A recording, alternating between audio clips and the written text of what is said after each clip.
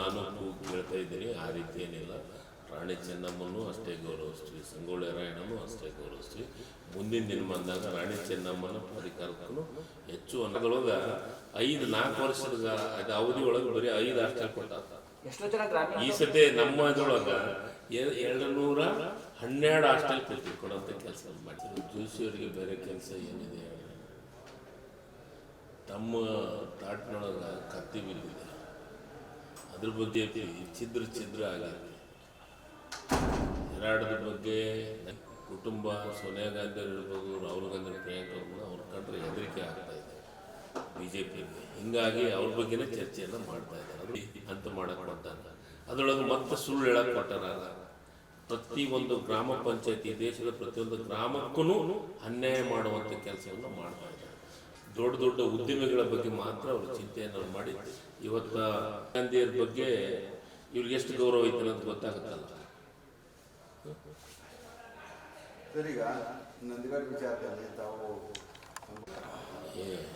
CM ಬದಲಾವಣೆ ಮತ್ತೊಂದರ ಬಗ್ಗೆ ಚರ್ಚೆ ಮಾಡೋಂಥ ಅವಶ್ಯಕತೆ ಇಲ್ಲ. ಅದ್ರ ಬಗ್ಗೆ ಚರ್ಚೆನೂ ಬೇಕಾಗಿಲ್ಲ. ಅಭಿವೃದ್ಧಿ ಬಗ್ಗೆ ಚರ್ಚೆಗಳಾಗಲಿ ಅಂಥವೇನಾದ್ರು ನಿರ್ಧಾರ ಇದ್ದರೆ ಮಾಧ್ಯಮದವ್ರಿಗೆ ಹೇಳ್ತಾರೆ. ಅದು ಹೈಕಮಾಂಡ್ ಇದೆ, ಹೈಕಮಾಂಡ್ನೊಳಗೆ ಭಾಳ ಸ್ಪಷ್ಟವಾಗಿ ನಮಗೆ ಹೇಳಿದರೆ ಯಾರ್ಯಾರು ಮಂತ್ರಿ ಮಾಡಿದ್ದೀವಿ, ಯಾರ್ಯಾರು ಶಾಸಕರಾಗಿದ್ದಾರೆ, ಜನರು ನಿಮಗೆ ಜವಾಬ್ದಾರಿ ಕೊಟ್ಟಿದ್ದಾರೆ, ಆ ಕೆಲಸ ಮಾಡಿರಿ ಅಂತ ಹೇಳಿದರೆ ಆ ಕೆಲಸವನ್ನು ಮಾಡ್ತೀವಿ. ಅದ್ರ ಬಗ್ಗೆ ಏನಿದ್ರು ಹೈಕಮಾಂಡ್ ನಿರ್ಧಾರ ತೆಗೆದುಕೊಳ್ತೀವಿ. BJPಯವರು ಸಿದ್ದರಾಮಯ್ಯ ಅವರು ಮತ್ತು DK ಶಿವಕುಮಾರ್ ಮಧ್ಯೆ ಫೈಟ್ ನಡೀತಾ ಇದೆ. BJPಯವ್ರಿಗೆ ಕೆಲಸ ಏನಿದೆ? ಈ ರಾಜ್ಯದೊಳಗೆ ಬಡವರು ಜನರು ನೆಮ್ಮದಿಯ ಬದುಕನ್ನು ಮಾಡ್ತಾ ಇದ್ದಾರೆ. ಜನರು ಕಾಂಗ್ರೆಸ್ ಬಗ್ಗೆ, ಸಿದ್ದರಾಮಯ್ಯವ್ರ ಬಗ್ಗೆ, DK ಶಿವಕುಮಾರ್ ಬಗ್ಗೆ ಒಳ್ಳೆಯ ಒಲವನ್ನು ತೋರಿಸ್ತಾ ಇದ್ದಾರೆ. 5 ಗ್ಯಾರಂಟಿಗಳನ್ನು ಕೊಡ್ತೀವಿ ಅಂತ ಅವ್ರು ಎಕ್ಸ್ಪೆಕ್ಟ್ ಮಾಡಿದ್ದಿಲ್ಲ. ಒಂದೇ ವರ್ಷದೊಳಗೆ 5 ಗ್ಯಾರಂಟಿ ಕೊಡುವಂಥ ಕೆಲಸ ಸನ್ಮಾನ್ಯ ಸಿದ್ದರಾಮಯ್ಯ ಸಾಹೇಬರು ಮಾಡಿದ್ದಾರೆ. ಅದಕ್ಕೆ ಅವ್ರಿಗೆ ಏನು ಕೆಲಸ ಇಲ್ಲ. ಅದೇನಾದರೂ ಒಂದು ಹೊಸದು ಸೃಷ್ಟಿ ಮಾಡ್ಕೊತ ಹೋಗೋದು. ಈ ಬಳ್ಳಾರಿ ಸೃಷ್ಟಿ ಆಯ್ತು, ಈಗ ಧಾರವಾಡದೊಂದು, ಹುಬ್ಳಿ ಧಾರವಾಡದೊಂದು ಸೃಷ್ಟಿ, ಹಿಂಗೆ ಎಲ್ಲದನ್ನು ಸೃಷ್ಟಿಕರ್ತರು ಅವರು. ಅವ್ರಿಗೆ ಅಭಿವೃದ್ಧಿ ಬೇಕಾಗಿಲ್ಲ, ಬಡವ್ರ ಬಗ್ಗೆ ಚಿಂತನೆ ಬೇಕಲ್ಲ. ಅಧಿವೇಶನದೊಳಗೆ ಬಡವರ ವಿಚಾರ, ಕಾರ್ಮಿಕರ ವಿಚಾರ, ಉತ್ತರ ಕರ್ನಾಟಕ ವಿಚಾರ ಚರ್ಚೆ ಮಾಡಲಿಲ್ಲ. ಬರೀ ಸಭಾತ್ಯಾಗ ಮತ್ತು ಇಂಥ ಜಾತಿ ಇವೆಲ್ಲ ಮುಗಿದ ಮೇಲೆ ಪಾಕಿಸ್ತಾನಕ್ಕೂ ವರ್ಕೌಟ್ ಆಗಲ್ಲ ಅಂದ್ರೆ ಅಂಜನಾದ್ರಿ ನಮ್ಮ ಹತ್ರ ಐತೆ, ಅಂಜನಾದ್ರಿ ಅಂತ ಗಂಗಾವತಿ ಅಂಜನಾದ್ರಿಗೆ ಬಂದ್ಬಿಡ್ತಾರೆ. ಹಿಂಗೆ ಅವ್ರಿಗೆ ದೇವರು ಇಂಥವು ಬಿಟ್ಟರೆ ಬೇರೆ ಅಭಿವೃದ್ಧಿ, ಸಾಮಾನ್ಯ ಜನರ ಕಷ್ಟ ಕಾರ್ಪಣ್ಯಗಳ ಬಗ್ಗೆ ಚರ್ಚೆ ಆಗಲಿ, ಅದ್ರ ಬಗ್ಗೆ ತಾವು ಅಧಿಕಾರದಾಗಿದ್ದಾಗಂತೂ ಮಾಡಲಿಲ್ಲ. ನಾವು ಅಧಿಕಾರದಾಗಿದ್ದಂತೆ ಮಾಡೋದನ್ನು ಸಹಿಸ್ಕೊಳಕ್ಕಾಗಲ್ಲ.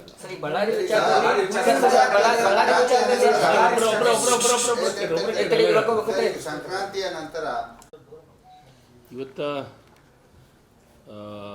ನಂದಗಡಕ್ಕೆ ನಾವು ಭೇಟಿಯನ್ನು ಕೊಡ್ತಾ ಇದ್ದೀವಿ. ನಂದಗಡದಲ್ಲಿ ಸಂಗೊಳ್ಳಿ ರಾಯಣ್ಣರ ಏನು ಒಂದು ವೀರಭೂಮಿ, ಅಲ್ಲಿ ಎಲ್ಲ ಕೆಲಸ ಕಾರ್ಯಗಳು ಮುಗಿಯೋ ಹಂತಕ್ಕೆ ಮುಗಿದಿದ್ದಾವೆ. 19ನೇ ತಾರೀಕಿಗೆ ಸನ್ಮಾನ್ಯ ಮುಖ್ಯಮಂತ್ರಿಗಳ ಅಮೃತಾಸ್ತ್ರದಿಂದ ಕೆಲವೊಂದಿಷ್ಟು ಕಾರ್ಯಕ್ರಮಗಳನ್ನು ಉದ್ಘಾಟನೆ ಮಾಡುವಂಥದ್ದು, ಕೆಲವೊಂದಿಷ್ಟನ್ನು ಕಟ್ಟಡ ಬುದ್ಧಿ ಪೂಜೆಯನ್ನು ಮಾಡಿಸುವಂಥ ಕೆಲಸವನ್ನು ಮಾಡಲಿಕ್ಕೆ ನಾನು ಮತ್ತು ರೇವಣ್ಣ ಸಾಹೇಬರು ಬಂದಿದ್ದೀವಿ.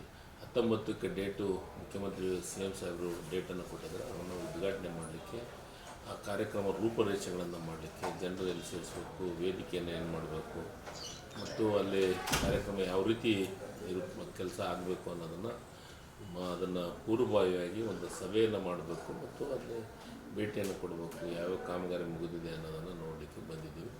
ಇವತ್ತು ಅದನ್ನು ಮುಗಿಸ್ಕೊಂಡು 19ನೇ ತಾರೀಕಿಗೆ ನಂದಗಡಕ್ಕೆ ಗ್ರಾಮಕ್ಕೆ ಸನ್ಮಾನ್ಯ ಈ ರಾಜ್ಯದ ಮುಖ್ಯಮಂತ್ರಿಗಳು ಆದಂಥ ಸಿದ್ದರಾಮಯ್ಯ ಸಾಹೇಬರು ಬರ್ತಾ ಇದ್ದಾರೆ. ಅದನ್ನು ಲೋಕಾರ್ಪಣೆ ಮಾಡುವಂಥ ಕೆಲಸವನ್ನು ಮಾಡ್ತಾ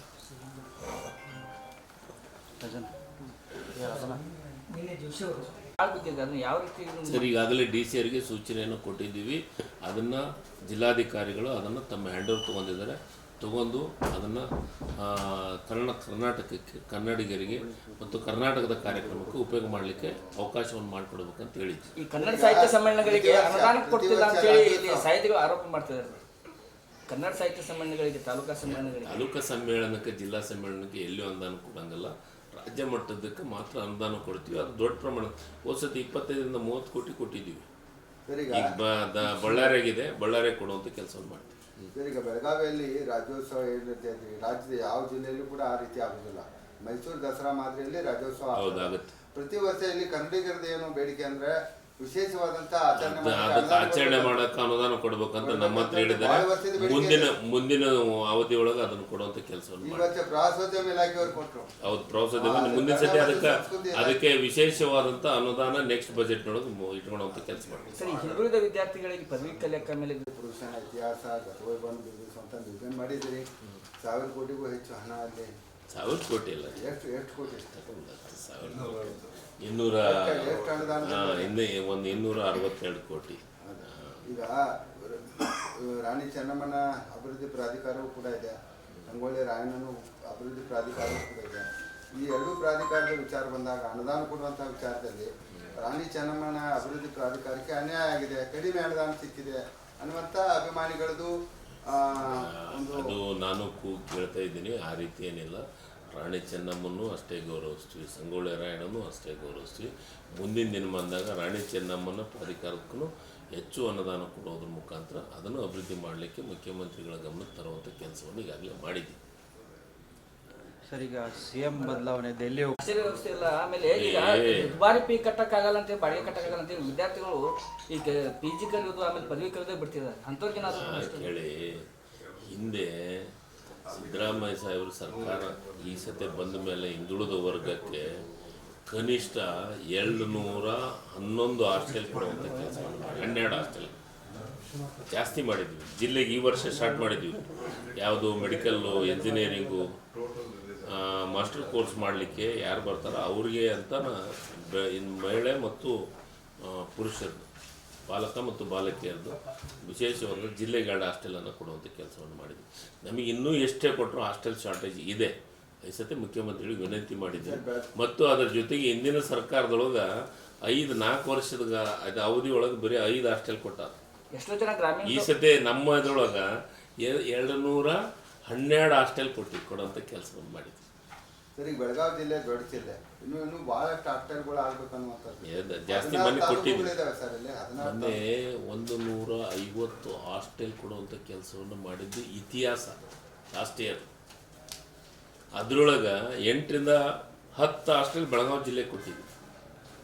ಬರೀ ಬೆಳಗಾವಿ ಸಿಟಿಗೆ ಕೊಟ್ಟಿದ್ವಿ, ಮತ್ತು ವಿಧಾನಸಭಾ ಕ್ಷೇತ್ರ ಬಿಟ್ಟು. ಮತ್ತು ಈಗ 2 ಹಾಸ್ಟೆಲ್ ಬೆಳಗಾವಿಗೆ ಕೊಟ್ಟಿದ್ವಿ. PGಗೆ, ಮೆಡಿಕಲ್ಲು, ಇಂಜಿನಿಯರಿಂಗ್ ಓದಂಥ ಮಕ್ಕಳಿಗೆ. ಸರ್, CM ಅವರು ದೇವರಾಜ ಅರಸು ಅವರ ದಾಖಲೆ ಮುರಿದಿದ್ದಾರೆ. ಕಾಂಗ್ರೆಸ್ ಸರ್ಕಾರ ಸೋನಿಯಾ ಗಾಂಧಿ ಕುಟುಂಬಕ್ಕೆ ಲಂಚ ನೀಡಿದೆ ಅಂತ ಹೇಳ್ಬಿಟ್ಟು ಜೋಶಿ ಅವರು ಆರೋಪ ಮಾಡ್ತಾರೆ. ಸರ್, ಜೋಶಿ ಅವರಿಗೆ ಬೇರೆ ಕೆಲಸ ಏನಿದೆ ಹೇಳ್ರಿ? ತಮ್ಮ ತಾಟ್ನೊಳಗೆ ಕತ್ತಿ ಬಿದ್ದಿದೆ, ಅದ್ರ ಬಗ್ಗೆ ಮಾತಾಡಂಗಿಲ್ಲ ಜೋಶಿ ಅವರು. ಈ ರಾಜ್ಯದೊಳಗೆ BJP ಛಿದ್ರ ಆಗೈತಿ. ಹೆರಾಡದ ಬಗ್ಗೆ, ಹೆರಾಡ್ ಪತ್ರಿಕೆ ಬಗ್ಗೆ ಇವತ್ತೆಲ್ಲವೂ ಚರ್ಚೆ ಆಗಿದೆ. ಕೋರ್ಟ್ನೊಳಗೆ ಏನು ಡಿಸಿಷನ್ ಆಗಿದೆ ಅದ್ರ ಬಗ್ಗೆನೂ ಅವ್ರು ಮನವರಿಕೆ ಮಾಡ್ಕೊಂಡು ಮಾತಾಡೋಂಥ ಕೆಲಸವನ್ನು ಮಾಡಲಿ. ಅವ್ರಿಗೆ ಎಲ್ಲೋ ಒಂದು ಕಡೆ ಗಾಂಧಿ ಕುಟುಂಬ, ಸೋನಿಯಾ ಗಾಂಧಿ ಇರ್ಬೋದು, ರಾಹುಲ್ ಗಾಂಧಿ, ಪ್ರಿಯಾಂಕಾ ಅವ್ರನ್ನ ಅವ್ರ ಕಂಡ್ರೆ ಹೆದರಿಕೆ ಆಗ್ತಾಯಿದೆ BJPಯವರಿಗೆ. ಹೀಗಾಗಿ ಅವ್ರ ಬಗ್ಗೆನೇ ಚರ್ಚೆಯನ್ನು ಮಾಡ್ತಾಯಿದ್ದಾರೆ. ಅದ್ರ ಬಗ್ಗೆ ವಿಶೇಷವಾಗಿ ಗಮನ ಹರಿಸುವಂಥ ಕೆಲಸವನ್ನು ಮಾಡ್ತಾಯಿದ್ದಾರೆ. ಇದಕ್ಕೆ ರಾಜ್ಯದ ಜನ, ದೇಶದ ಜನ ಇವ್ರ ಆಡಳಿತನೂ ನೋಡಿದ್ದಾರೆ, ನಮ್ಮ ಆಡಳಿತನೂ ಕಾಂಗ್ರೆಸ್ ಪಕ್ಷದ ಆಡಳಿತ ನೋಡಿದ್ದಾರೆ. ಮುಂದಿನ ದಿನ ಬಂದಾಗ ಏನೇನು ಉತ್ತರ ಕೊಡಬೇಕಾಗಿತ್ತು ಉತ್ತರವನ್ನು ಕೊಡ್ತಾರೆ. ಅವರು ಯಾವಾಗಲೂ BJP ದ್ವೇಷ ರಾಜಕಾರಣ ಬಿಟ್ಟರೆ ಬದಲು ಏನು ಮಾಡ್ತಾರೆ? ಅವ್ರು ಮಾಡೋದ್ರಿಂದ ಒಳ್ಳೆಯ ಕೆಲಸ ಕಾರ್ಯಗಳು ಯಾವಿದಾವೆ? ಕೇಂದ್ರ ಸರ್ಕಾರ ಬಂದು 12 ವರ್ಷ ಆಯಿತು. ಇವತ್ತೇನು ಅವರು ಈ ದೇಶಕ್ಕೆ ಏನು ಕೊಡುಗೆಯನ್ನು ಕೊಟ್ಟಿದ್ದಾರೆ? ನಾವು ಮಾಡಿದ ಯೋಜನೆಯನ್ನೇ ಹೆಸರು ಬದಲಾವಣೆಯನ್ನು ಮಾಡುವಂಥ ಕೆಲಸವನ್ನು ಮಾಡ್ತಾ ಇದ್ದಾರೆ. ಈಗ ನೋಡಿ, NREG, ಮನ್ರೇಗ ಅದನ್ನು ತೆಗೆದು ರಾಮ್ಜಿ ಅಂತ ಮಾಡಕ್ಕೆ ಕೊಟ್ಟಾರೆ. ಅದರೊಳಗೆ ಮತ್ತೆ ಸುಳ್ಳು ಹೇಳಕ್ಕೆ ಕೊಟ್ಟಾರ. ಪ್ರತಿಯೊಂದು ಗ್ರಾಮ ಪಂಚಾಯತಿ, ದೇಶದ ಪ್ರತಿಯೊಂದು ಗ್ರಾಮಕ್ಕೂ ಅನ್ಯಾಯ ಮಾಡುವಂಥ ಕೆಲಸವನ್ನು ಮಾಡ್ತಾ ಇದ್ದಾರೆ. ಅವರಿಗೆ ಬಡವರ ಬಗ್ಗೆ ಚಿಂತೆ ಇಲ್ಲ, ಕೂಲಿ ಕಾರ್ಮಿಕರ ಬಗ್ಗೆ ಚಿಂತೆ ಇಲ್ಲ. ಅವ್ರಿಗೆ ಚಿಂತೆ ಇರೋದು ದೊಡ್ಡ ಉದ್ಯಮಿಗಳ ಬಗ್ಗೆ ಮಾತ್ರ ಅವರು ಚಿಂತೆಯನ್ನು ಮಾಡಿ ಇವತ್ತು ಮನ್ರೇಗಾ ಯೋಜನೆಯನ್ನು ರದ್ದು ಮಾಡಿ ಅದ್ರ ಬಗ್ಗೆ ಸಾಧಕ ಬಾಧಕಗಳು ನಿನ್ನೆ ಚರ್ಚೆ ಆಗಿದೆ. ಮುಖ್ಯಮಂತ್ರಿಗಳು ನಮಗೆಲ್ಲ ಅದ್ರ ಬಗ್ಗೆ ಮಾಹಿತಿಯನ್ನು ಕೊಟ್ಟಿದ್ದಾರೆ. ಮುಂದಿನ ದಿನವಾಗಿ ಈ ರಾಜ್ಯಾದ್ಯಂತ, ದೇಶಾದ್ಯಂತ ಹೋರಾಟವನ್ನು ಮಾಡುವಂಥ ಕೆಲಸವನ್ನು ಮಾಡ್ತೀವಿ. ಹೆಸರು ಅಷ್ಟೇ ಚೇಂಜ್ ಮಾಡಿದ್ದ. ಹೆಸರು ಯಾಕೆ ಚೇಂಜ್ ಮಾಡಬೇಕಾಗಿತ್ತು? ಮಹಾತ್ಮ ಗಾಂಧಿಯರ ಬಗ್ಗೆ ಇವ್ರಿಗೆ ಎಷ್ಟು ಗೌರವ ಐತೆ ಅನ್ನೋದು ಗೊತ್ತಾಗುತ್ತಲ್ಲ. ಸರ್ ಈಗ ನಂದಿಗಡ್ ವಿಚಾರದಲ್ಲಿ ತಾವು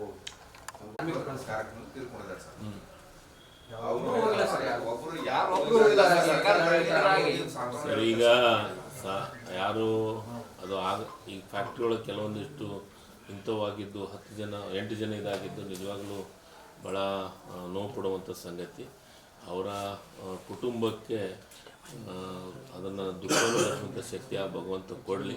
ಅದನ್ನು ಇಲ್ಲಿ ಇದ್ದಂಥವ್ರು ಯಾಕಂದರೆ ಈಗ ಜಿಲ್ಲಾ ಮಂತ್ರಿಗಳು ಬೆಂಗಳೂರಾಗಿರೋದ್ರಿಂದ ಭೇಟಿಯಾಗಕ್ಕಾಗಿರೋಕ್ಕಿಲ್ಲ. ಇವತ್ತು ಅಥವಾ ನಾಳೆಗೆ ಬರ್ತಾರೆ, ಬಂದರೆ ಅಂತ ಹೇಳುವಂಥ ಕೆಲಸವನ್ನು ಮಾಡ್ತೀವಿ.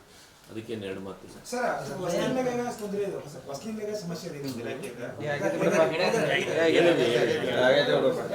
Okay sir, thank you. ಹೆಚ್ಚಿನ ವಿಡಿಯೋಗಳಿಗೆ ಪ್ರತಿಧ್ವನಿ ಯೂಟ್ಯೂಬ್ ಚಾನೆಲ್ ಸಬ್ಸ್ಕ್ರೈಬ್ ಮಾಡಿ, ಬೆಲ್ ಐಕಾನ್ ಕ್ಲಿಕ್ ಮಾಡಿ.